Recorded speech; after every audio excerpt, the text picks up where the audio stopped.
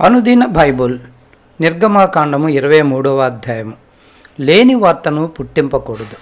అన్యాయపు సాక్ష్యమును పలుకుటకై దుష్టునితో నీవు కలియకూడదు.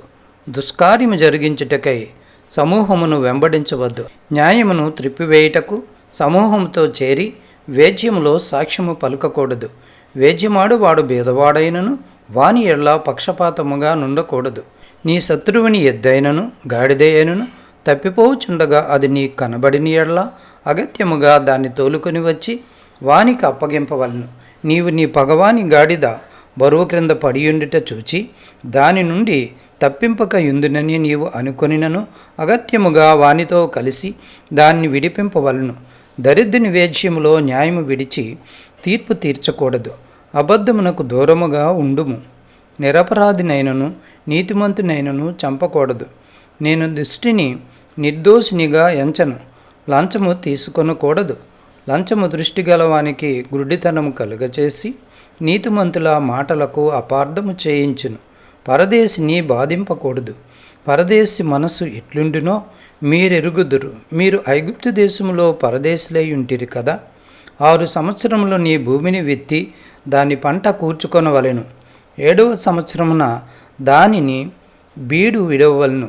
అప్పుడు నీ ప్రజల్లోని బీదలు తిన్న తర్వాత మిగిలినది అడవి మృగములు తినవచ్చును. నీ ద్రాక్ష తోట విషయములోను నీ ఒలివ తోట విషయములోను అలాగుననే చేయవలను.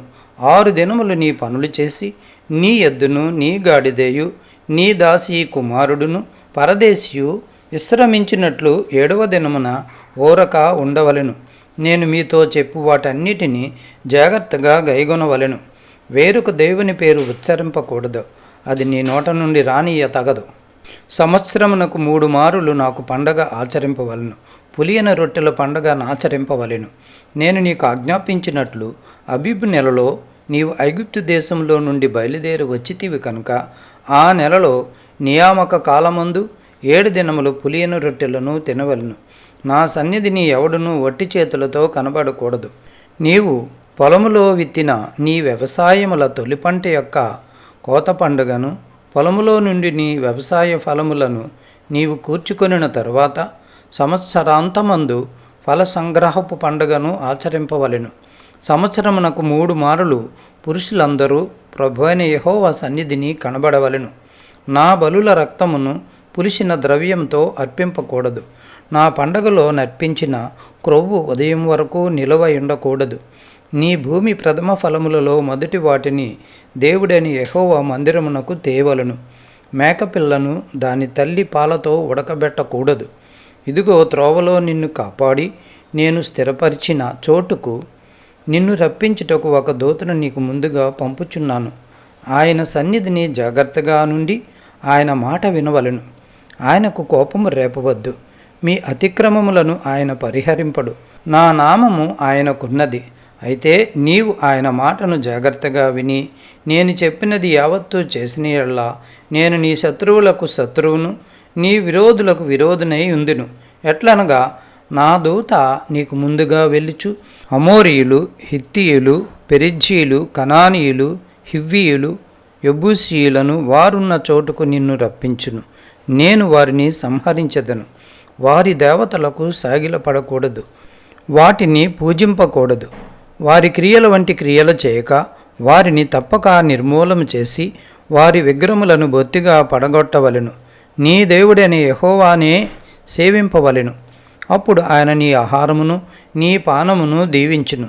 నేను నీ మధ్య నుండి రోగము తొలగించెదను. కడుపు దిగబడినదియు గొడ్డిదియు నీ దేశములోను ఉండదు. నీ దినముల లెక్క సంపూర్తి చేసేదను. నన్ను బట్టి మనుషులు నీకు భయపడినట్లు చేసేదను.